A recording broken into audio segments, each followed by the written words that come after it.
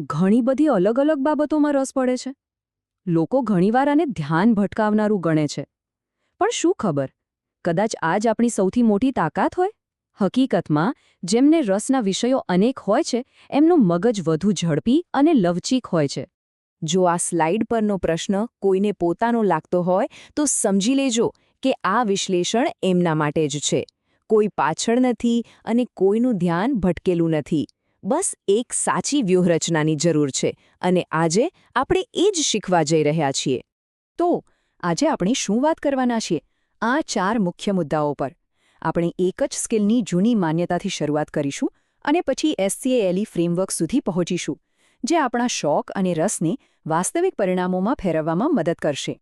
તો ચાલો સીધા જ આપણા પહેલા વિભાગ પર જઈએ. એક કૌશલ્યની માન્યતા. અહીં આપણે જોઈશું કે સમયની સાથે એક આદર્શ શીખનારની વ્યાખ્યા કેવી રીતે બદલાતી ગઈ છે. તો સૌથી પહેલાં આવે છે આઈ-શેપ્ડ લર્નર્સ. આ કોણ હતા? આ એવા લોકો હતા જેમની પાસે કોઈ એક જ વિષયમાં ઊંડાણપૂર્વકનું જ્ઞાન હતું. વિચારી જુઓ, આપણા દાદા-દાદીની પેઢી, જ્યાં લોકો એક જ નોકરીમાં આખી જિંદગી વિતાવી દેતા, કારણ કે એ સમય દુનિયાની ગતિ ધીમી હતી. પણ પછી જેમ જેમ દુનિયા બદલાઈ, દુનિયા ઝડપી બની, ત્યારે આવ્યો ટી-શેપ્ડ લર્નર્સનો યુગ. આ એવા લોકો છે જેમને એક વિષયમાં તો ઊંડી કુશળતા હોય જ છે, પણ સાથે સાથે બીજા ઘણા ક્ષેત્રોનું પણ સારું એવું જ જ્ઞાન હોય છે. મોટાભાગના આવિષ્કારો આવા જ લોકો કરે છે, કારણ કે તેઓ જુદા જુદા વિચારોને જોડીને કંઈક નવું બનાવી શકે છે. આનું એકદમ જબરદસ્ત ઉદાહરણ છે એજી નકાત્સુ. એ એક એન્જિનિયર હતા અને સાથે સાથે પક્ષીઓ જોવાનો પણ ખૂબ શોખ હતો. જાપાનની બુલેટ ટ્રેન જ્યારે ટનલમાંથી બહાર નીકળતી ત્યારે ખૂબ જ મોટો અવાજ કરતી. ત્યારે એજીએ કિંગફિશર પક્ષીની ચાંચની ડિઝાઇન જોઈને ટ્રેનના આગળના ભાગને એવો જ આકાર આપ્યો. પરિણામ, દુનિયાની સૌથી શાંત હાઈ-સ્પીડ ટ્રેન બની. આ છે ટી-શેપ્ડ વિચારસરણીનો કમાલ. અને હવે આપણે આવીએ છીએ આજના અસલી ગેમ ચેન્જર પર, એમ-શેપ્ડ લર્નર. અહીં નિષ્ણાતતાનો માત્ર એક જ સ્તંભ નથી, પણ અનેક સ્તંભો છે. અને આ બધા જિજ્ઞાસાના એક પુલથી જોડાયેલા છે. આજના ઝડપી યુગમાં આ જ સફળતાની ચાવી છે. ઓકે, તો હવે આપણે એ સમજીએ કે એમ-શેપ્ડ માઇન્ડ હોવાનો ફાયદો શું છે. આ કેવી રીતે એક અનોખી મહાશક્તિ બની શકે છે અને બીજાઓથી આગળ રાખી શકે છે. તો આ એમ-શેપ્ડ લોકો કેમ સફળ થાય છે? એના 2 મુખ્ય કારણો છે.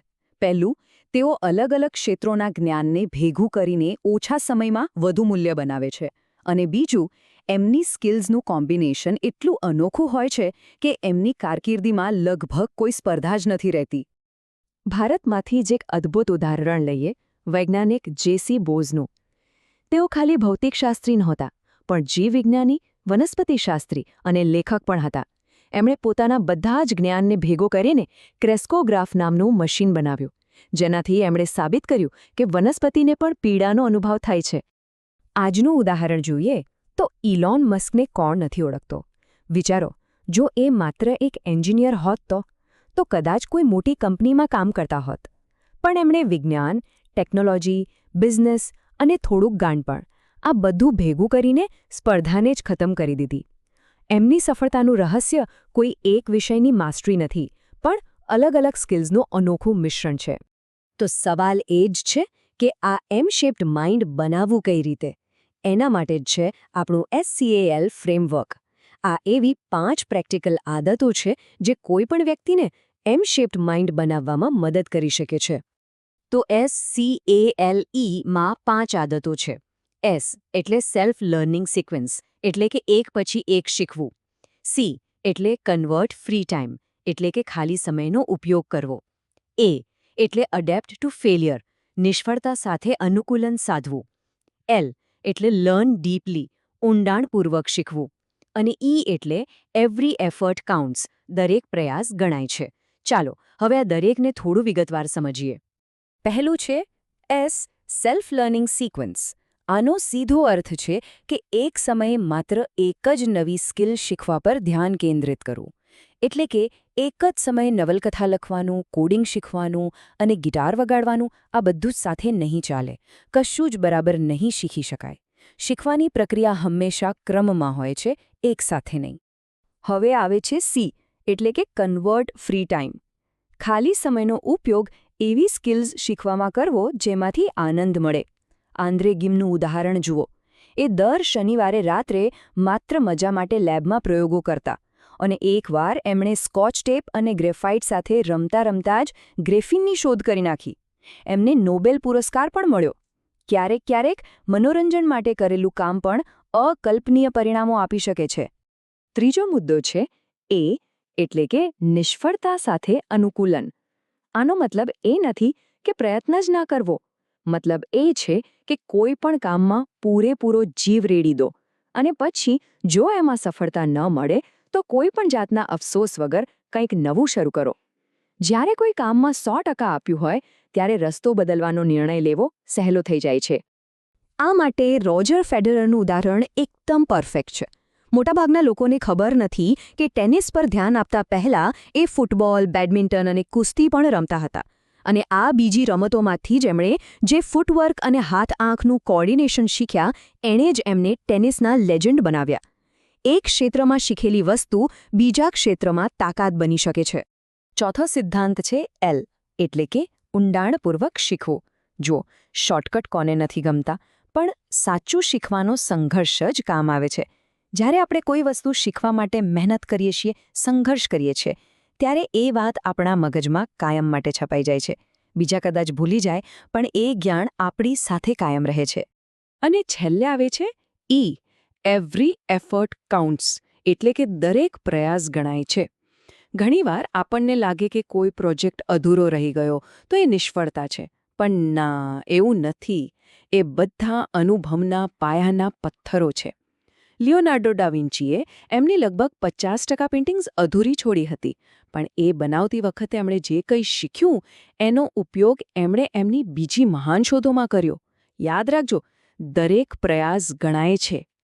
ચાલો, હવે આપણે આપણા અંતિમ અને સૌથી મહત્વના વિભાગ પર આવીએ. વિભાગ 4, તમારી વાર્તા, તમારું ભવિષ્ય. અહીં આપણે કારકિર્દીને એક સીધા રસ્તા તરીકે નહીં, પણ અનુભવોના સંગ્રહ તરીકે જોવાનો પ્રયત્ન કરીશું. જીવનને એક લાંબી, ગૂંચવાયેલી નવલકથા તરીકે ન જુઓ. એના કરતાં એને ટૂંકી વાર્તાઓના સંગ્રહ તરીકે વિચારો, જ્યાં દરેક વાર્તા પોતાની રીતે સંપૂર્ણ છે અને સમય આવે એક વાર્તાનો અનુભવ બીજી વાર્તાને પૂર્ણ કરવામાં મદદ કરે છે. આર્નોલ્ડ શ્વોર્ત્ઝનેગરના જીવનને જુઓ. એની 3 અલગ અલગ વાર્તાઓ છે. પહેલી વાર્તા બોડી બિલ્ડિંગ, જેમાં એ મિસ્ટર ઓલિમ્પિયા બન્યા. બીજી વાર્તા એક્ટિંગ, જેમાં એમણે બોડી બિલ્ડિંગની શિસ્તનો ઉપયોગ કરીને સફળતા મેળવી.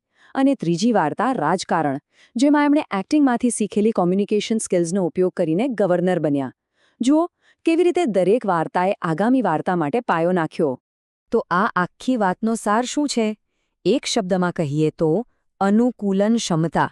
જીમ રોનનું એક સરસ વાક્ય છે, તમે ઋતુઓ નથી બદલી શકતા, પણ તમે તમારી જાતને બદલી શકો છો. આર્નોલ્ડના જીવનમાં પણ ઉતાર ચઢાવ આવ્યા, પણ તેઓ સતત બદલાતા રહ્યા અને નવી પરિસ્થિતિઓમાં પોતાને ઢાળતા રહ્યા. ચાલો, આ ચર્ચાને એક ખૂબ જ રસપ્રદ સવાલ સાથે પૂરી કરીએ. જરા વિચારો, જો આવતીકાલે દેશના બધા જ ટેક્સ કાયદા બદલાઈ જાય તો ફાયદો કોને થશે? 50 વર્ષના અનુભવી નિષ્ણાતને કે પછી એક યુવાન નવા વકીલને? જવાબ સ્પષ્ટ છે, યુવાન વકીલને. કેમ? કારણ કે અનુભવી વકીલને પહેલાં પોતાનું જૂનું જ્ઞાન ભૂલવું પડશે, જ્યારે નવો વકીલ એકદમ ફ્રેશ માઇન્ડ સાથે બધું ઝડપથી શીખી લેશે. આજના આ એઆઈના યુગમાં અનુકૂલન સાધવાની અને સતત નવું શીખવાની ક્ષમતા જ સૌથી મોટી સંપત્તિ છે.